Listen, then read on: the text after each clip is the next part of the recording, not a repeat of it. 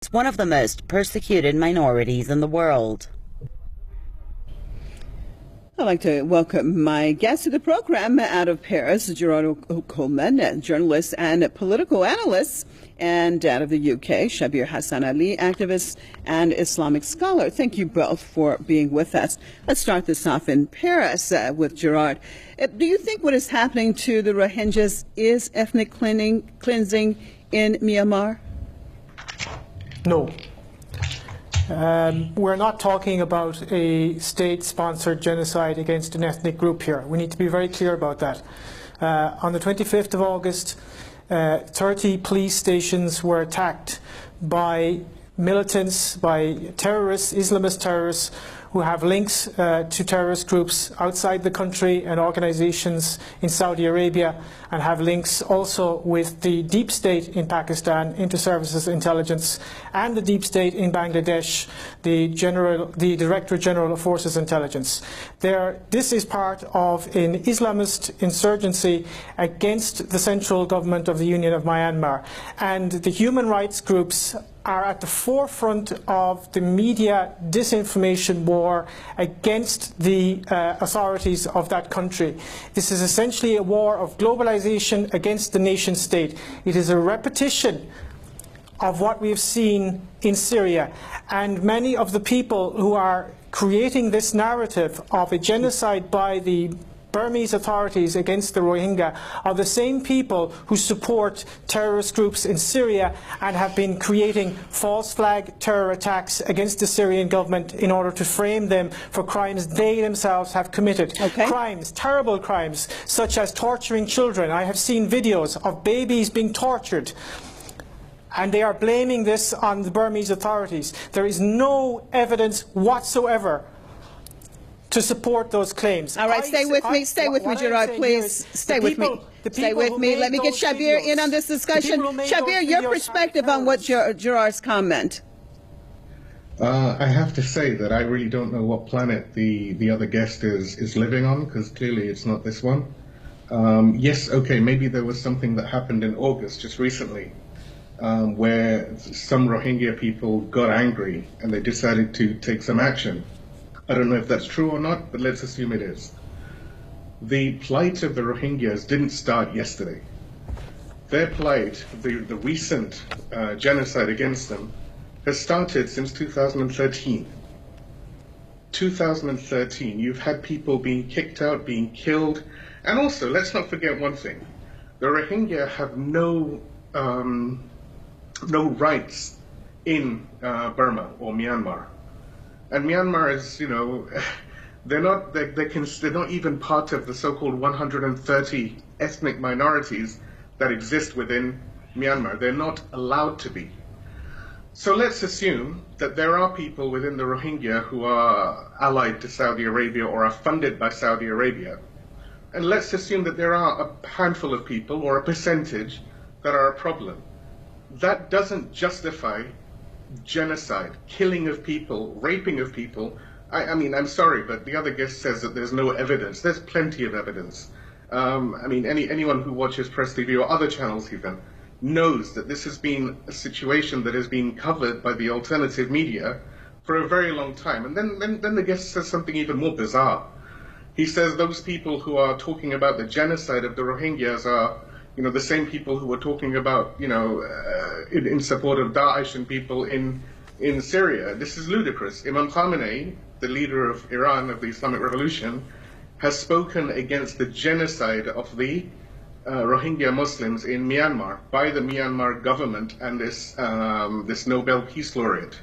Was he also involved in Daesh? Is he a member of Daesh now, according to the other guest? Because if he is, then really this other guest is in need of some serious... Okay, stay with me, Shabir. Let me get Gearoid back in on this. Gearoid, what about that? I mean, we even, Press TV, we have a correspondent right now on the ground, actually, in Myanmar, and Johnny Miller, has been talking to people, engaging the whole situation, and says that basically there is this atmosphere of absolute hate for the Rohingyas, and a lot of the people actually support what they also believe is happening.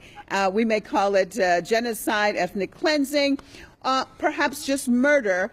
They feel that it is justified, and he's on the ground there. So your take on that? Well, first of all, I'd like to address your guest's comments about the Iranian leadership. I have been critical of Iran's policy on this issue, and I've written about that. I've explained it to officials in the Iranian government in my last visit to Tehran, the head of the military, the head of the but are they supporting Daesh? high up in Iranian intelligence. I did not accuse them of supporting Daesh, but I did explain what I consider to be. Let me finish. Please let me finish. Please let me finish. I let you finish. I explained to them my concerns with some aspects of their policies, particularly in Libya in 2011 when they supported the NATO terrorists there, and here in Myanmar. So I've been very clear in terms of my criticisms of Iranian foreign policy. The very people who are committing the crimes today in Myanmar are the people who are committing crimes in Syria against Iranian forces there. And it is surprising to see the Iranian leadership take this position. Sorry to jump in here. Tell me your proof of what you're saying. You're saying it's the same forces that are actually basically the ones who are dealing with Daesh or are fighting against the resistance. These are the same forces that are doing the situation inside of Myanmar. Tell us your proof. Based on what are you saying this? Take, for example, Professor Penny Green of Queen Mary University in London. She's a major academic behind the sort of framing of this genocide narrative. She works with a journalist called Hania Mortada. And he just published an article recently where he had a big picture of the white helmets in Syria.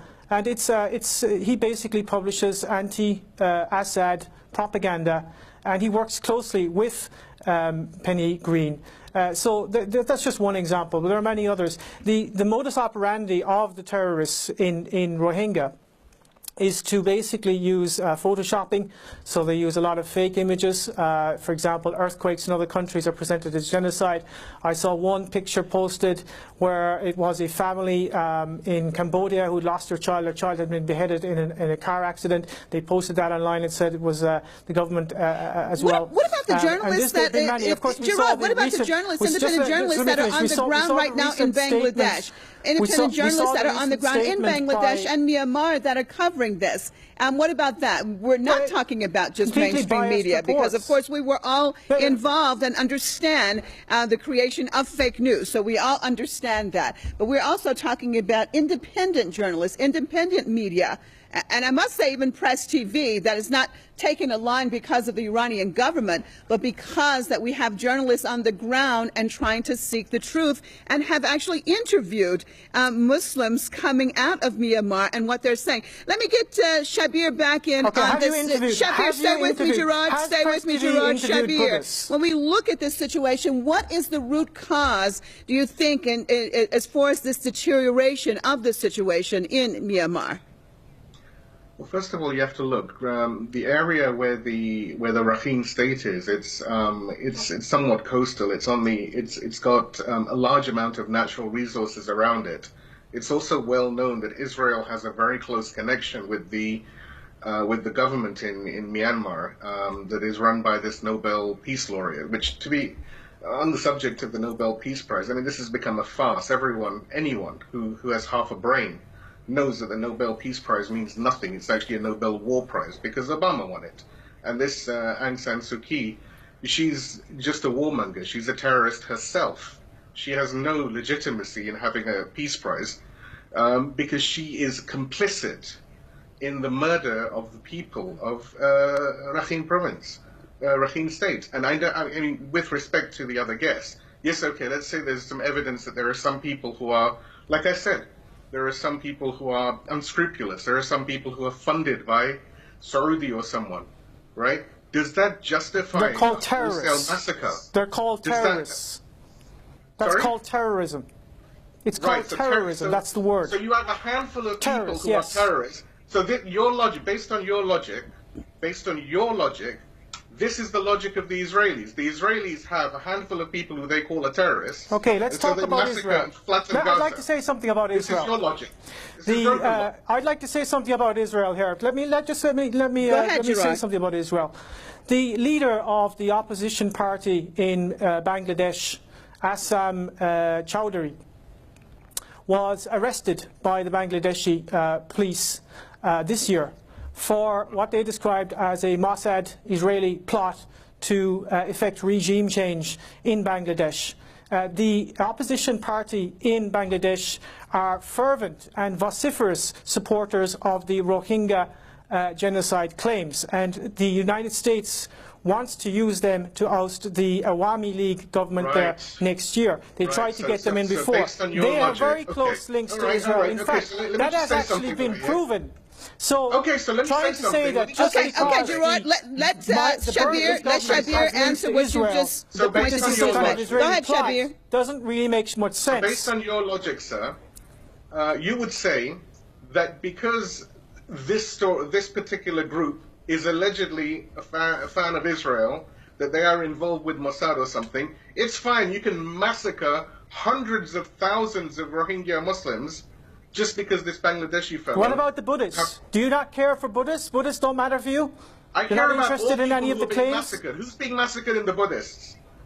Okay, stay with me, both of you, Gearoid, Shabir. Stay with me. I want to cross over and look at our Facebook page and see what our viewers have said about this subject, and we'll be right back. Call all kinds of diplomatic and economic deal with brutal Myanmar immediately. I think it's time to see all peace-loving nations seriously come forward and discuss what actions they shall take against the barbaric government of Myanmar. There is no pressure at all. Myanmar is a free country and has all the rights to defend its territory. Arab nations should form up an army to protect Muslims in Myanmar. I disagree with those who say only Muslim countries should take action. I want to say all countries have a responsibility.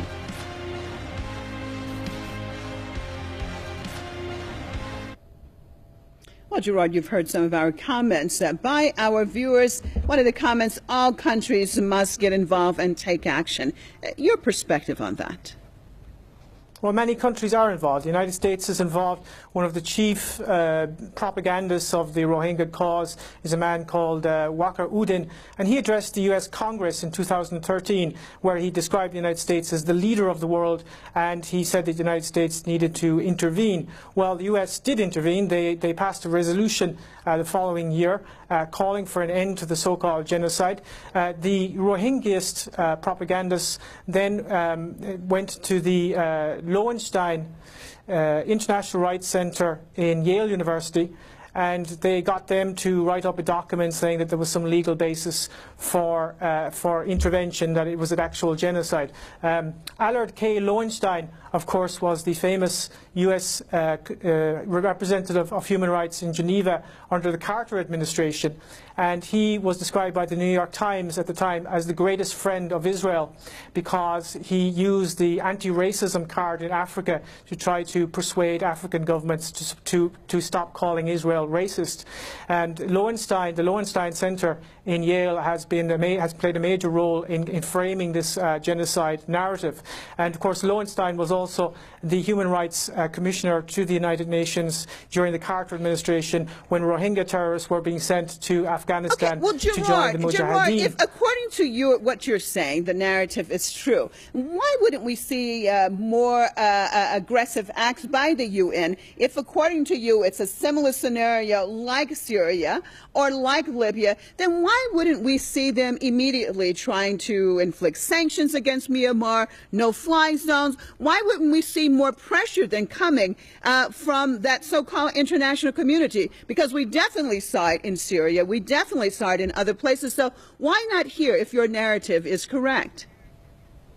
Well, it has. There are differences. I mean, this is Asia. This is the pivot to Asia. So we're seeing the build-up here of Islamist insurgencies all over Asia. We're seeing them in Thailand, in Philippines, and other countries. So this is really the start of something big. It will take a while to build up the R2P narrative, the responsibility to protect.